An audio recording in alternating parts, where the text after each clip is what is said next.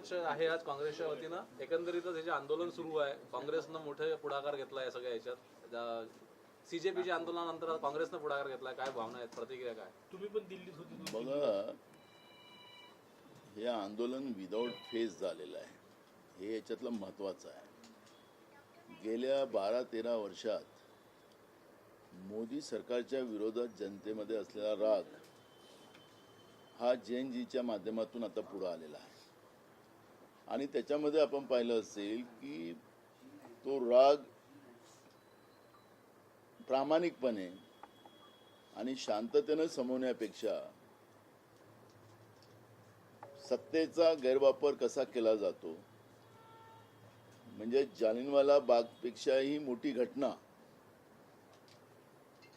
करण्याचा प्रयत्न जंतर मंतरवर दिल्लीमध्ये करण्याचा या लोकांनी प्रयत्न केला. लहान लहान मुलींचे कपडे फाडलेत, मुलींच्या प्रायव्हेट पार्टवर कसं इजा करायचं त्याचा प्रयत्न त्या लोकांनी केला. एक मुलगी मरण पावली, अशा पद्धतीची गोष्ट पुढे येते. मुलांना जसं पद्धतीनं बेदम मारलं. हे मुलं कुठल्या राजकीय पक्षाचे नव्हते, ते आपला अधिकाराची लढाई लढायसाठी त्या ठिकाणी आले होते. आणि अशा परिस्थितीत सरकारने पुढं एक पाऊल जाऊन धर्मेंद्र प्रधानचा राजीनामा करून घ्यायला पाहिजे होता, आणि तो स्वाभाविक होता.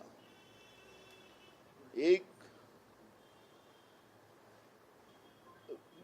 परीक्षेसाठी जवळपास 10 लाख रुपये खर्च परिवारच्या लोकांना, घरातल्या प्रमुखांना खर्च करावा लागतं. आणि तो पेपर लीक झाला, आणि लीक झाल्यामुळे अनेक मुलं मुली त्यांचं भविष्य खराब झालं, या चिंतेनं त्यांनी आत्महत्या केल्या. जवळ 22 मुलामुलींपेक्षा जास्त संख्या ती असेल. आपल्या नागपूरमध्ये सुद्धा झाली, पण नंतर ते उघडकीस आले. पोलिसांना माहिती नाही, ते दाबण्याचा प्रयत्न केला. म्हणून मी 22 मुलामुलींपेक्षा जास्त असेल म्हणून मुद्दाम आकडा वापरला. कोणाचाही मुलगा असो, कोणाची मुलगी असो, ते देशाचं भविष्य आहे. आणि देशाच्या भविष्याबद्दल जो राग या मस्तावलेल्या मोदी सरकारमध्ये पाहायला गेला, भाजपमध्ये पाहायला गेला, आणि त्या दृष्टिकोनातलं हे सगळं चित्र आज आपण देशभरामध्ये पाहतोय. म्हणजे देशामध्ये आपल्याला 75 वर्ष आपण लोकशाही मिळून आपण ही लोकशाही साजरी करतोय. 75वी देशाच्या कुठल्याही प्रधानमंत्र्याला या पद्धतीचं लहान लहान मुलांनी बोललं गेलं नसेल, सार्वजनिक रूपाने बोललं गेलं नसेल. ते जंतर मंतरवर आपण पाहतोय की कुठल्या लेवलवर जाऊन ती मुलं मुली आपला राग व्यक्त करतात आहेत. आणि म्हणून अशा या परिस्थितीत या मुला मुलींना रस्त्यावर सोडायचं नाही. आणि ते जे आहे, जिथं राहुलजी का नाही गेलेत असा सवाल ते विचारतात. त्याला पॉलिटिकल धार द्यायची नव्हती, नाही तर यांनी म्हटलं असतं ते काँग्रेसचं आंदोलन आहे, म्हणजे त्याला पक्ष टाकलं असतं. म्हणून राहुलजी तिथं गेले नाही. आणि आमच्या देशातलं भविष्य, आमच्या देशातली मुलं मुली त्या ठिकाणी रस्त्यावर आहेत. आणि म्हणून त्यांच्यासाठी ही लढाई आम्ही लढू, अशा पद्धतीची भूमिका राहुलजींनी घेतली. आणि आज देशभरामध्ये शांततेनं, कारण की आम्ही महात्मा गांधींच्या विचारसरणीला जोडले गेलेलो आहोत, आम्ही गोडशाच्या भूमिकेला नाही. आणि म्हणून शांततेनं, अहिंसेनं हा मार्ग कसा चांगला निघेल यासाठी शांततेनं पूर्ण देशभरात आज प्रत्येक जिल्ह्यात कॅन्डल मार्च काढण्याचा निर्णय अखिल भारतीय काँग्रेसने केलेला आहे. आम्ही या तरुणाईंबरोबर आहोत. तरुणाईंच्या भविष्याबद्दलची आम्हाला मनात चिंता आहे, आणि त्यांना न्याय मिळाला पाहिजे ही अपेक्षा त्या माध्यमातून आमची आहे. आणि म्हणून आज देशभरामध्ये कॅन्डल मार्च आहे. सर, राजीनामा दिला जाईल नाही अशी पद्धतीची चर्चा समोर येत आहे, कारण सुधारणा करू बा, आम्ही पेपर फुटी जे प्रकरण घडत आहे त्याच्यात सुधारणा करू, पण राजीनामा दिला नाही अशी भूमिका घेतली जाते. नरेंद्र मोदींचे पहिले भाषण 2014चे पहिलेचे भाषण आपण ऐकली असाल. त्यांनी जे काही मुद्दे मांडले त्याच्यात हा पेपर फुटीचाही मुद्दा होता. मग जवळपास 3 वेळेचे तुम्ही प्रधानमंत्री झालात. पंडित जवाहरलाल नेहरूजीचाही रेकॉर्ड तुम्ही तोडलात. मग सुधारणा का नाही केल्यात? हे एवढं आंदोलन चालत असताना तुम्ही लोकसभेमधून पळून जाता का नाही? लोक त्या मुला मुलींसाठी त्या मैदानात उतरलात. 56 इंचीचा सीना त्या वेळेस कुठे गेला होता? आणि सोनम वांगचुकचं रात्री 12 वाजता उपोषण सोडत असताना रात्री प्रधानमंत्री त्या ठिकाणी सोशल मीडियाच्या माध्यमातून सांगतात की आम्ही कायदा बदलवला निघतोय. का लोकसभेत का बोलता आलं नाही त्यांना? या मुलांना मारण्याच्या पहिले त्यांनी त्या लोकसभेत सांगितलं असतं की आम्ही हे सगळी कारवाई करतोय, हे सुधार करतोय. का नाही बोललेत? पळकुटा प्रधानमंत्री या देशाने पाहिलेला आहे. आणि म्हणून मी आपल्याला या निमित्तानं सांगतो, ही लोकांची सत्ता आहे, लोकांनी दिलेली सत्ता आहे. पण भाजप बेईमानीनं मशीनमधून निवडून येऊन, निवडणूक आयोगाच्या आशीर्वाद निवडून येऊन ज्या पद्धतीनं त्यांनी माज आणलेला आहे, आणि या माजाला आता प्रधानमंत्र्याच्या या फेकूगिरीला कोणी ऐकणार नाही अशी परिस्थिती आज आहे. सोनम वांगचुकचं उपोषण सोडवले असेल तरी तरुणाई तिथून हटायला तयार नाही आहे, अशी परिस्थिती आहे. मी स्वतः दिल्लीत होतो, कालच रात्री इथं आलेलो. सोनम वांगचुकच्या बद्दल आपण आता बोलले. सोनम वांगचुक यांची पण प्रतिक्रिया आली की माझ्यावर अनेकांनी संताप व्यक्त केला ज्या पद्धतीने उपोषण सोडलं, पण मी असं असतं तर 26 दिवस उपोषणाला बसलो असतो का असं? बघा ना, कोणी संताप त्यांना सोशल मीडियावर या जैनजींनी काय बोलले काय नाही, आमच्या काँग्रेसकडून त्यांच्यावर कुठलाही आम्ही लोकांनी प्रतिक्रिया दिली नाही. त्यांनी तर राहुल गांधींना त्यांची मिसेस तिने राहुल गांधीवर टीका केली. आता राहुल गांधींच्या नेतृत्वात आंदोलन करायचं असेल त्यांना तर पहिले सांगायला पाहिजे होतं. आता तुम्ही सुरुवात केली, तुमच्या पद्धतीनं होतं. आम्ही तुम्हाला सपोर्टमध्ये आहोत, कारण की या देशाच्या भविष्यासाठी नेहमी काँग्रेस चिंतेत होती. त्यामुळे सोशल मीडियावर त्यांच्यावर टीका होत असेल तर तो त्यांचा प्रश्न आहे. हो, उद्या ठाकरे बंधूंचा मुंबईत मोर्चा आहे. काँग्रेसचं समर्थन आहे का आणि काँग्रेसचे नेते त्या आंदोलनात जाणार आहे? आज काँग्रेसचं देशभरामध्ये आंदोलन आहे. त्यामुळे आमचं आंदोलन आज असल्यामुळे आज आम्ही सगळेजण त्याच्यात व्यस्त आहेत. उद्या लोकांनी सगळ्याच आंदोलनात, कारण का हा राजकीय मुद्दा नाही, जो पक्ष यात मुलांच्या बाजूने उभा होत आहे त्यांच्याबरोबर सगळ्यांनी राहावं. आज काँग्रेस बरोबर सगळ्यांनी यावं. मोहन भागवत म्हणाले की म्हणजे तुमच्या सोबत आज ठाकरे बंधू आले नाही तर उद्या तुम्ही जाणार नाही असं आम्ही असं काही बोललोच नाही. हा काही राजकीय मुद्दा नाही किंवा कोणत्या पक्षाचा एजेंडा नाही. हा देशाचा अजेंडा आहे, देशाच्या भविष्याचा अजेंडा आहे. त्यामुळे आज काँग्रेसचं आंदोलन देशभरात आहे. त्यामुळे सगळ्यांनीच त्याच्यामध्ये सहभागी व्हावं. भाजपचंही आपण पाहिलं असेल की जंतर मंतरवर एक मुलीने म्हटलं की माझे आई वडील अंधभक्त असतील भाजपचे, पण मी नाही. वेळ आलं तर ते म्हणतात मला की तुम्हाला घराच्या बाहेर काढू. तुम्ही काय काढता, मी घराच्या बाहेर निघतो. अशा पद्धतीचं तरुण मुलीनं आपलं वक्तव्य व्यक्त केलेलं आहे. त्यामुळे अंधभक्त जे कोणी असेल भाजपचे त्यांनी पण आजच्या काँग्रेसच्या मोर्चात सामील व्हावं. मोहन भागवत म्हणाले की विद्यार्थ्यांसोबत संवाद करणं गरजेचं आहे. त्यांचे जे तर्क आहे ते उत्तर त्यांना संवादातनं द्यायला पाहिजे. ते राम मंदिरमध्येच गुंतलेले आहेत आता सध्या त्या चंद्यामध्ये. त्यामुळे इतका उशिरा त्यांनी आज बोलावं हा चर्चेचा विषय आहे. तुम्हाला वाटत नाही का ते सरकारपेक्षा यांचं समर्थन करताना दिसतात तरुणांचं? अरे हो, बोलताय तर इतका उशीर काय? सरकारचं रिमोट कंट्रोल तुम्ही आहात, सगळं तुम्ही आहात. पोरांचं जे नुकसान झालं, पोरांनी आत्महत्या केल्या तुमच्या नागपूरमध्ये केल्यात. मग तुम्ही इतके दिवस शांत का आहात? आणि म्हणून राम मंदिरांचा चंदा आणि चंद्याच्याच गोळामध्ये तुम्ही राहिलात हे आता त्याच्यातून सिद्ध झालेलं आहे. इतक्या दिवसानंतर तुम्ही बोलतात तर तुमच्या बोलण्याला अर्थ काय, हा प्रश्न या निमित्ताने निर्माण झालेला आहे.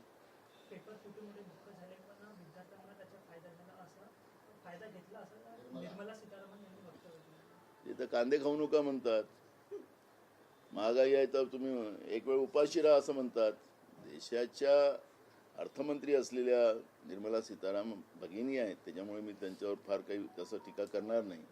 पण एक गोष्ट लक्षात ठेवली पाहिजे की तुम्ही एका संविधानिक महत्त्वाच्या पदावर आहात आणि नुकसान काय झालं मुला मुलींचं, त्यांच्या आईवडिलांचं आर्थिक नुकसान काय झालं नीटच्या परीक्षेचं पेपर लीक झाल्यानंतर, याचं तुम्हाला थोडी काळजी असती तर तुम्ही हे सगळं पाप त्याच वेळेस संपवायचं कसं याचा प्रयत्न केला असता.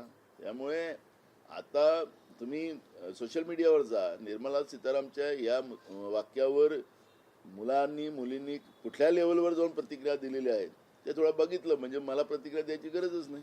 लोकसभा निवडणुकीला अजून 3 वर्ष आहे, त्यामुळे सध्याच्या आंदोलनाचा फार परिणाम होणार नाही असं चंद्रशेखर बावनकुळे परवाच्या दिवशी म्हणाले. असं मला वाटतं की आम्हाला कोण मरतंय, कोणाचा मुलगा मरतंय, कोणाची मुलगी मरतंय, कोणाचं भविष्य खराब होत आहे त्याचं घेणं देणं नाही. आमची खुर्ची सही सलामत राहिली पाहिजे हा विचार त्यांनी प्रगट केलेला आहे. त्यामुळे त्यांच्या या लाईनवरही तुम्ही सोशल मीडियावर जा तर तुम्हाला त्यांच्यावर काय काय प्रतिक्रिया झालेली आहे ते तुम्हाला कळतं. हे जन्मत आहे. सोशल मीडियावर आपल्याला खऱ्या अर्थानं जन्मत त्या ठिकाणी कळतं. आणि मला असं वाटतं की जे कोणी भाजपचे मोठे नेते अशा पद्धतीने वक्तव्य करत असेल तर फक्त आमच्याबरोबर जंतर मंतरवर चला म्हणजे माने असं बोला, मग काय होतं तिथं ते बघा. त्यामुळे मला असं वाटतं की आज भाजपचा कुठलाही नेता आहे अशा पद्धतीच्या प्रतिक्रियेपासून त्यांनी थांबावं असा माझा सल्ला आहे. नसला ऐकायचा तो त्यांचा भाग आहे. हे महाराष्ट्राचं राजकारण, आम्ही देशपातळीवरचं वेगळ्या राज्यात वेगळं राजकारण, आम्ही जे काही आपले जे संबंध असतात त्यामुळे आज जे काही ज्यांची मानसिकता जी बिघडलेली आहे ते या नरेंद्र मोदीच्या सरकारच्या पापामुळे आहे. आणि सगळे तरुण आहेत देशभरातले हे आता रस्त्यावर उतरलेले आहेत. हे त्यांना नाकारता येत नाही.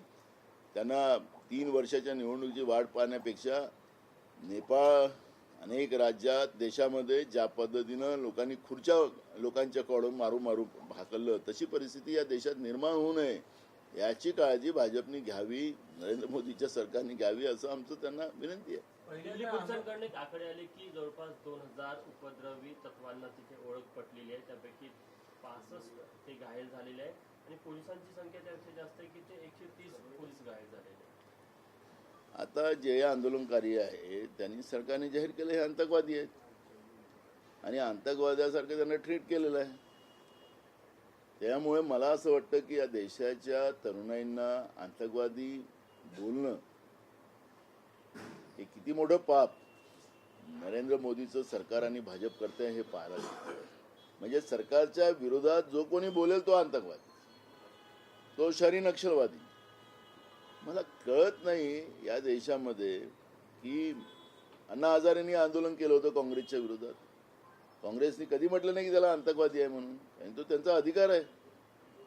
पण हे यांच्या विरोधात कोणी बोललं तर तो आतंकवादी, तो शहरी नक्षलवादी. एक नवीन परिभाषा या भाजपने आणलेली आहे. म्हणजे काही हुकुमशाही तर चालवलेली नाही या देशामध्ये. आणि म्हणून तिथं कुठल्या संघटना आहे हे मी तुम्हाला पहिलेच सांगितलं की ते आंदोलन फेसलेस आहे. स्वयंपूर्तीनं तिथं मुलींची संख्या जास्त आहे.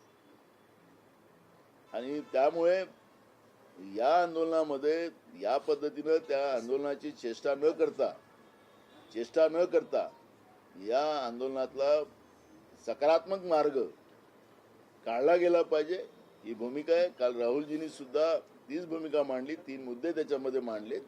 त्या मुद्द्याप्रमाणे हे या आंदोलनाला न्याय देण्याच्या दृष्टिकोनातून प्रयत्न झाला पाहिजे असं आमचं मत आहे.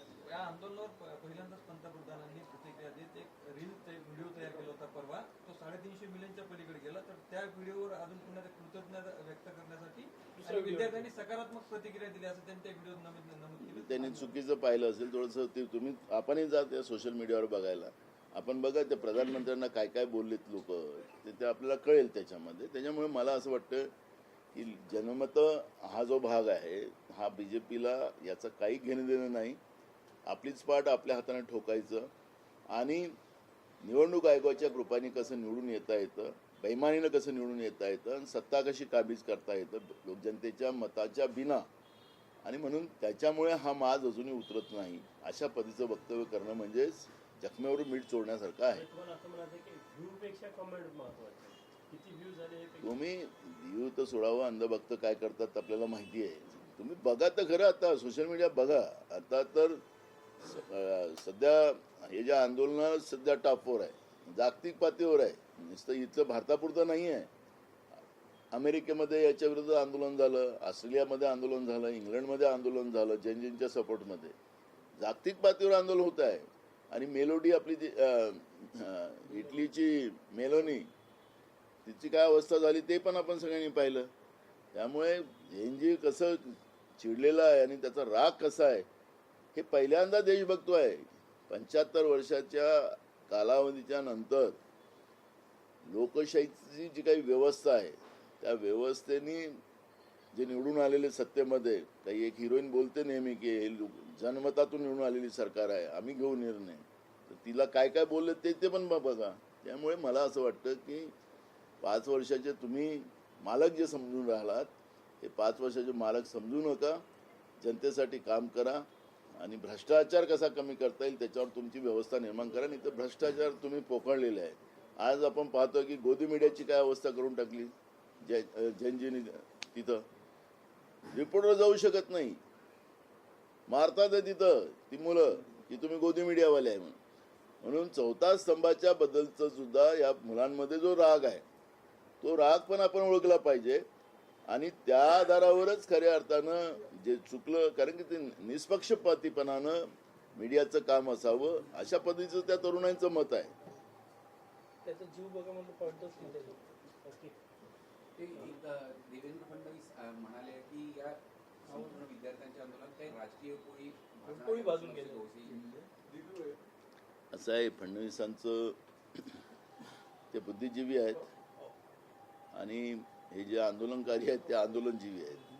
आता बुद्धिजीवी आणि आंदोलनजीवीचा जो फरक असतो तो जेव्हा विरोधी पक्षामध्ये स्वतः देवेंद्र फडणवीस होते त्यावेळेस हेच आंदोलनजीवी कशी भूमिका मांडत होते ते थोडंसं मागचं आपण पलटून पाहिलं त्यांनी, तर मला वाटतं की ते अशी प्रतिक्रिया देणार नाही. आणि ते कारण मोदीजींना खुश करण्यासाठी बोलले असतील असं मला वाटतं.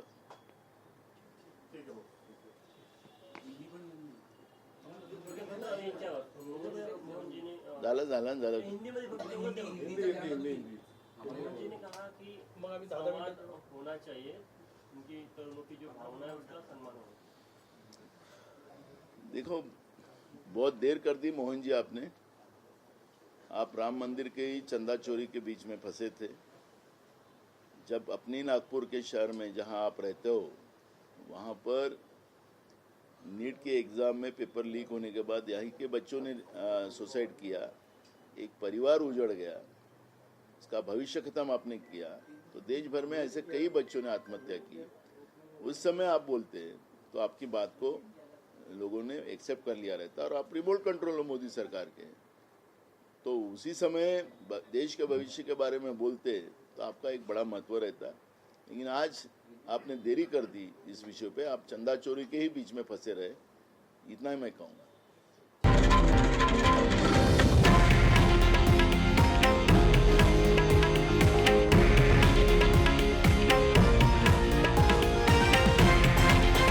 हे आहे देशातील नंबर 1 न्यूज नेटवर्क आणि आपण पाहत आहात TV9 मराठी, एकमेव.